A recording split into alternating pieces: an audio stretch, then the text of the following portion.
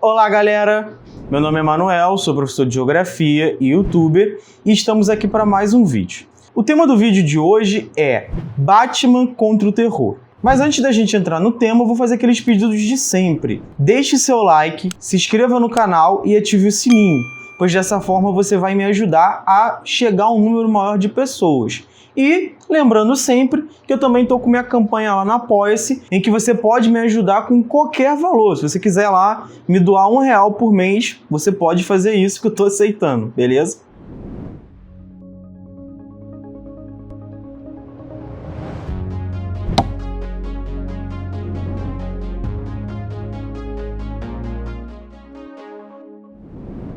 Bom, gente, como eu disse, o tema do vídeo de hoje é Batman contra o terror.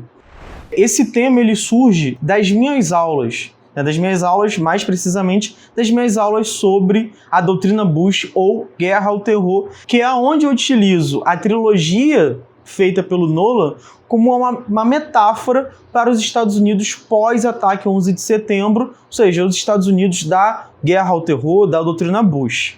Bom, se você ainda não era nascido, se você não viu nada do tipo, o 11 de setembro foi o ataque que ocorreu quando terroristas da Al-Qaeda, ligados à Al-Qaeda, sequestraram 4 aviões nos Estados Unidos. Isso aconteceu numa terça-feira, obviamente, de setembro de 2001. E esses terroristas sequestraram os aviões e utilizaram esses aviões como armas. 2 aviões vão se chocar com as Torres Gêmeas, com o World Trade Center, que é ali, de certa forma, um ataque mais bem executado pelos terroristas. E os outros 2 aviões, um vai atingir uma parte do Pentágono, não vai conseguir explodir o Pentágono, que é onde está localizado o Departamento de Defesa dos Estados Unidos, e o quarto se direcionava para o Capitólio, que é onde está localizado o Congresso dos Estados Unidos. Muita gente chegou até mesmo a achar que ele se direcionava para a Casa Branca, mas com o andamento das investigações se descobriu que não, que ele estava indo em direção ao Capitólio, mas os tripulantes conseguiram, de certa forma, reaver o controle do avião, mas enfim, no meio da confusão esse avião ele acabou caindo numa área desabitada.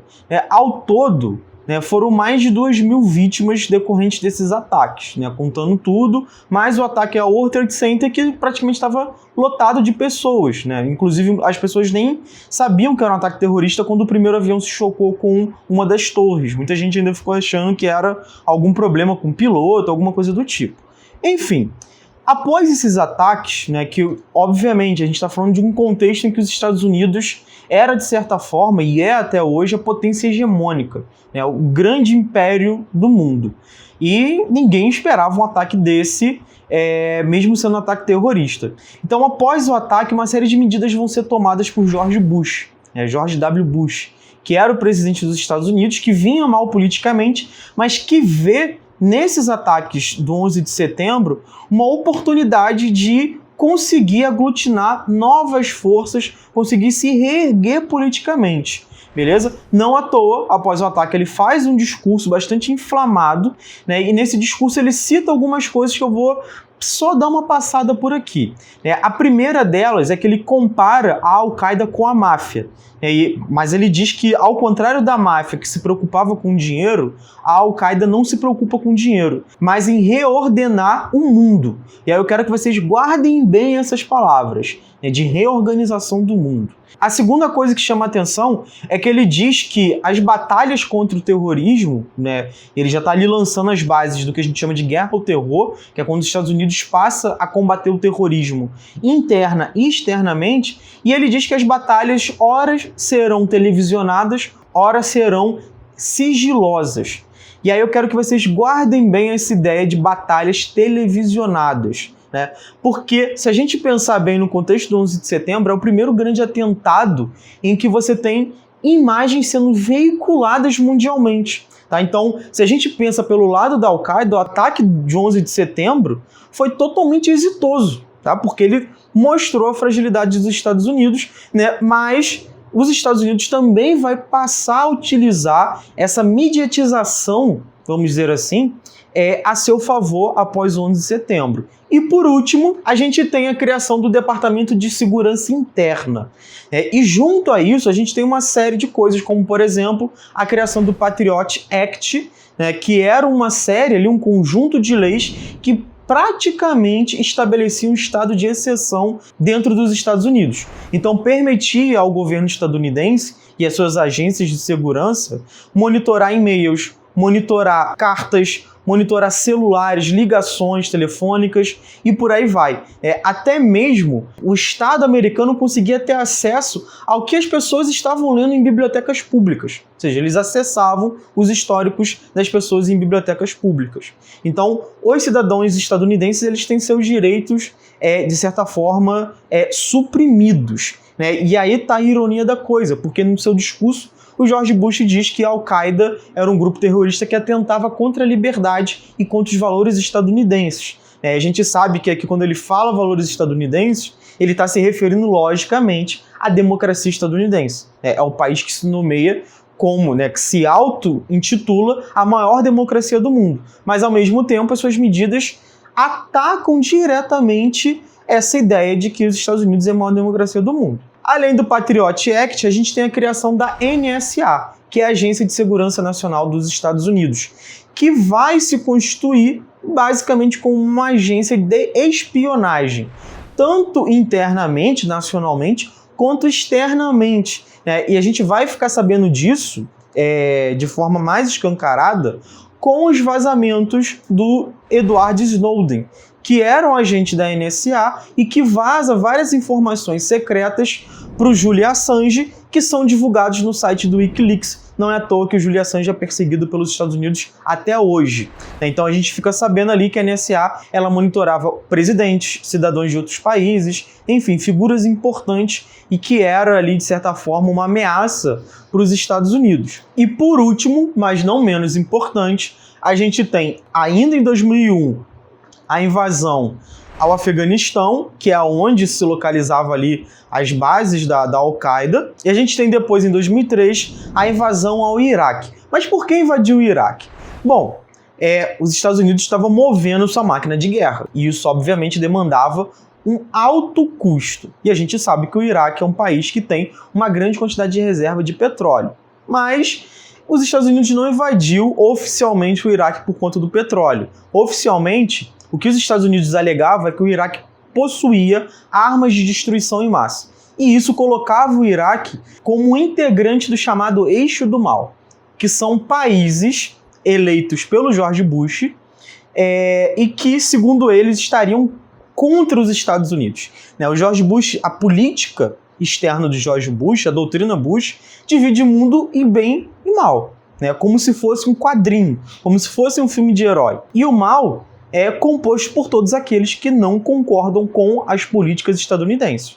Então, Cuba, Coreia do Norte, enfim, o Iraque, vários outros países, depois a Venezuela, vão entrar nesse chamado eixo do mal, beleza? E aí a gente percebe aqui como que essa política do George Bush é uma política bastante dicotômica, comparado só ao que a gente vê em quadrinhos, em desenhos animados e por aí vai, enfim.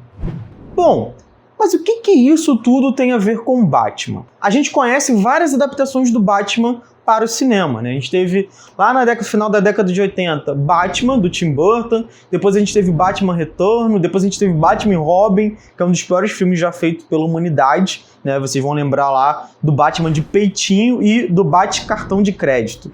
Eram essas coisas que tinham no filme. E a gente tem uma adaptação que é bastante aclamada, que é a adaptação do diretor britânico Christopher Nolan. O Nolan ele vai adaptar 3 filmes do Batman, ele vai compor ali uma trilogia, que é o Batman Begins, Batman Cavaleiro das Trevas e Batman Cavaleiro das Trevas Ressurge. Eu só vou falar de 2, Begins e Cavaleiro das Trevas. Por que eu não vou falar de Batman Cavaleiro das Trevas Ressurge? Porque eu pretendo fazer um outro vídeo sobre a crise de 2008 e como que esse filme ele retrata o movimento Occupy Wall Street, que é um movimento criado ali na esteira ali da crise de 2008. Bom, e aí quais são os elementos desses 2 filmes do Batman, Begins e Cavaleiro das Trevas, que nos mostram que esses filmes são, entre outras coisas, um reflexo da chamada doutrina Bush ou guerra ao terror, que é esse período que os Estados Unidos combate interna e externamente o terrorismo e que é um período em que basicamente os Estados Unidos se transforma na grande polícia do mundo. É um período em que ocorrem várias intervenções ou tentativas de intervenções ao redor do mundo, não só no Oriente Médio.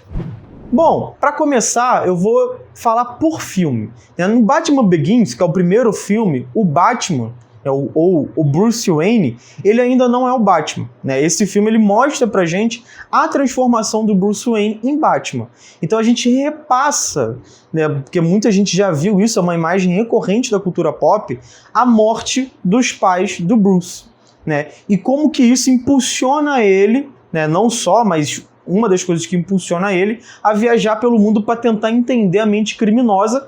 Por quê? Porque ele percebe que após a morte dos pais dele, Gotham City passa a ser controlada pela criminalidade. E a criminalidade impõe esse controle através justamente do medo. E a gente tem aqui uma semelhança com os atos terroristas. O que são atos terroristas? São atos que pretendem impor o medo, que pretendem mostrar a fragilidade do seu inimigo. Geralmente o ato terrorista ele não tem o objetivo de aniquilar o inimigo, mas de fragilizar através do medo. E o medo é constante, é um discurso constante nesse filme do Batman. Não é à toa que, nas suas andanças, ele encontra a chamada Liga das Sombras. E aqui eu vou fazer uma breve descrição da Liga das Sombras, que é um grupo que está localizado em algum lugar do Oriente Médio, em montanhas. E é um grupo que tem como objetivo pôr fim aos desvios morais. Então, em algum momento é revelado lá para o Bruce Wayne que o plano da Liga das Sombras é justamente acabar com Gotham. Por quê? Porque Gotham é o símbolo máximo desse desvio moral pelo qual o mundo está passando. E isso lembra demais o discurso da Al-Qaeda. O discurso da Al-Qaeda, um dos motivos da Al-Qaeda atacar os Estados Unidos, você tem lá as intervenções dos Estados Unidos no Oriente Médio, o apoio dos Estados Unidos a Israel, mas a ideia sempre que a Al-Qaeda propagandeava e que vários outros grupos propagandeiam é que os Estados Unidos é o símbolo máximo ali do desvio moral do Ocidente, que precisa ser corrigido, beleza? Então há uma semelhança aí entre a Al-Qaeda e a Liga das Sombras. E ainda mais, se a gente parar para pensar, a Liga das Sombras não tem como objetivo nada financeiro. O objetivo da Liga das Sombras não é financeiro. O que é o objetivo da Liga das Sombras? Um reordenamento do mundo. Ou seja, aquilo que o George Bush disse sobre a Al-Qaeda. Mas não é só isso. O próprio Batman é uma expressão desse período. Por quê? Porque é nesse período que os Estados Unidos vai se tornar ainda mais uma nação militarizada. E o Batman dessa trilogia do Nolan é um Batman extremamente militarizado. Ele não é aquele Batman gótico do Tim Burton, ele não é aquele Batman cômico do seriado do Batman, ele não é aquele Batman detetive dos desenhos do Batman. Ele é um Batman militar. Tanto que Bruce, quando vai lá falar com o Lucius Fox, que trabalhava na divisão lá de pesquisa aplicada, enfim, o Lucius Fox apresenta para ele vários equipamentos militares que ele poderia utilizar para se transformar no Batman, inclusive o seu automóvel. O Batmóvel ele não é mais aquele Batmóvel suntuoso dos outros filmes, aquela coisa mais estilosa. É basicamente um tanque de guerra que ele utiliza como Batmóvel. Ele só pega ali, inclusive quando o Lucius Fox mostra para ele o automóvel, o blindado, ele tá ali ainda com o camuflado das Forças Armadas. Então ele pinta de preto e transforma aquilo no Batmóvel. So what do you think? Does it come in black? Então há toda uma militarização do Batman que prossegue no restante da trilogia. No último filme aparece um Batwing, que é basicamente um helicóptero também de guerra. E para concluir a minha fala sobre esse Batman Begins, a gente tem ali a prisão do Falcone, que era o líder dos criminosos de Gotham, e quando o Batman prende ele, entrega ele para a polícia, o Batman o coloca sob um holofote, coloca ele preso a um holofote com umas roupas rasgadas, formando ali como se fosse uma cruz, né, quando a gente olha para o Falcone, e quando a gente olha para o céu, tá lá o bate-sinal, né, aquele famoso bate-sinal, que é o formato do morcego.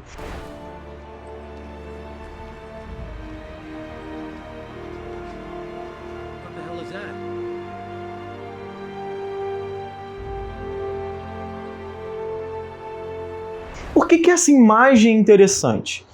Porque essa imagem ela nos remete às torturas realizadas na prisão de Abu Ghraib, no Iraque. Se a gente lembrar, tem uma imagem que eu vou colocar aqui para vocês, obviamente, que é um homem que está com uma roupa ali já em farrapo, com uma touca na cabeça e em posição de cruz, assim como o Falcone estava lá sob os holofotes. E essa tortura foi realizada nele, ele não só ficou lá em posição de crucificado em cima de uma lata, como ele tinha fios ligados ao testículo dele que eram acionados se ele caísse da lata que ele estava em cima. E aí, o que é interessante aqui? Essas imagens foram reveladas antes do filme do Batman ser lançado. Então eu não sei se o Christopher Nolan viu essas imagens antes de produzir, enfim, dirigir essa cena do Falcone, ou se foi só uma coincidência, que são aquelas coincidências, como o Zizek fala muito bem, que nos revelam pra gente as ideologias presentes no cotidiano. Isso mostra pra gente como que a violência ela já está presente na sociedade estadunidense, como é que ela é algo intrínseco à sociedade estadunidense. Inclusive, as torturas realizadas em Abu Ghraib são torturas realizadas em trotes universitários nos Estados Unidos. Então a gente percebe que a sociedade estadunidense é uma sociedade violenta. E para terminar, a gente tem Batman Cavaleiro das Trevas, que é quando aparece a figura do Coringa. E eu gosto desse Coringa porque, se vocês perceberem, ele aparece no filme como se fosse um estrangeiro. A gente não sabe a origem dele. A gente olha para ele o tempo inteiro como se ele fosse algo alienígena àquele local. E então, o Coringa, ele praticamente remete a gente à paranoia estadunidense, em relação ao outro. Ou seja, a desculpa de guerra ao terror se transforma numa perseguição ao outro. Então, todo árabe, por exemplo, ou não árabe, quem vem do Oriente Médio, nos Estados Unidos, acaba, após 11 de setembro, sendo associado a terrorismo. Ou seja, há um medo frequente do outro nos Estados Unidos, e o Coringa ele encarna muito bem isso. Ah, mas o Coringa é um criminoso. Sim, claro, aí é outros 500. Mas o que mais chama a atenção nesse filme é a ideia de suspensão da democracia. E a gente tem ali 2 momentos em que isso fica bastante escancarado. E é claro, gente, o Batman ele é um vigilante. Ele age de forma ilegal. Ele, por si só, já é um criminoso aceito pela ordem institucional, porque, segundo a ordem institucional, ele realiza o trabalho da polícia de manter a ordem. Por isso que o Batman é tão importante para Gotham City. A função do Batman é manter a ordem. Já que a polícia não é suficiente, você utiliza de meios extra-institucionais, extra-oficiais, para manter essa ordem. E isso está muito presente nos discursos ao longo do filme. E um que chama bastante a minha atenção é quando está o Bruce Wayne e o Harvey Dent conversando no jantar. E o Harvey ele começa a contar como que Roma lidava com invasões, como que Roma lidava com a adversidade. E ele fala que Roma suspendia a democracia, para conseguir lidar com aquele problema. Então Gotham deveria fazer o mesmo. Inclusive, o Dent, ele quer prender um personagem chamado Lau, que é um empresário chinês, que aparece no filme só para isso, só para ser um personagem chinês bandido corrupto. Mas enfim, o Lau, ele lava o dinheiro do crime de Gotham. Então, se ele fosse preso, o Harvey Dent conseguiria incriminar uma série de pessoas em Gotham. Só que o Lau ele foge para a China, já que ele é chinês, e a China não iria extraditar um cidadão chinês. O que o Batman faz? Vai até a China, sequestra o Lau e leva ele para Gotham e entrega ele para a polícia. Ou seja, ele simplesmente caga e anda para a soberania chinesa. Ele vai lá e sequestra um cidadão chinês, porque, obviamente, ele está combatendo o crime, e para combater o crime, ele pode utilizar qualquer tipo de meios para isso. Isso vai lembrar vocês um certo juiz aí do Brasil, eu não vou dizer o nome não, mas ele tem boca de disquete. E para terminar, a gente tem de certa forma o Patriot Act batmaniano. O Bruce Wayne, o Batman, cria um sistema de sonar que conectava celulares, telefones, computadores, câmeras de segurança e dava ao Batman acesso total a Gotham City, a tudo que estava acontecendo a Gotham City. E é interessante porque no momento em que ele entrega, em que ele dá essa responsabilidade de lidar com essa tecnologia para o Lucius Fox, ele tem todo um discurso de que o Lucius Fox seria praticamente uma pessoa excepcional. E, portanto, sendo uma pessoa excepcional, ele poderia tomar medidas excepcionais. Então ele estaria habilitado a isso. Então, se a gente pensa essa excepcionalidade do Lucius Fox, ele remete ao excepcionalismo do próprio Estados Unidos. Se a gente lembrar, lá no século XIX, eu já falei isso em outros vídeos aqui no canal sobre os Estados Unidos, a gente teve a ideologia do Destino Manifesto. A ideologia do Destino Manifesto colocava os estadunidenses, o povo estadunidense, como o povo eleito por Deus para civilizar o Oeste do que naquele período ainda não eram os Estados Unidos. E depois essa ideologia ela permanece para legitimar as intervenções dos Estados Unidos em outros países, como Cuba, Haiti, enfim, e inclusive no Iraque e no Afeganistão. Bom, gente, eu espero que vocês tenham compreendido o vídeo de hoje, espero que vocês tenham conseguido entender como que esses filmes do Nolan, eles acabam sendo um reflexo da chamada doutrina Bush ou da guerra ao terror, beleza? Vou fazer aqueles pedidos novamente. Deixe o seu like, se inscreva no canal e ative o sininho. E também, por favor, comente no vídeo, comente o que você achou do vídeo, se você concorda, se você discorda, enfim, comente aí porque tudo isso faz com que o meu vídeo tenha mais engajamento e consiga chegar no número maior de pessoas. E, para não esquecer também, eu tenho lá minha campanha no Apoia-se, que você pode me ajudar com qualquer valor, beleza? Bom, gente, até a próxima!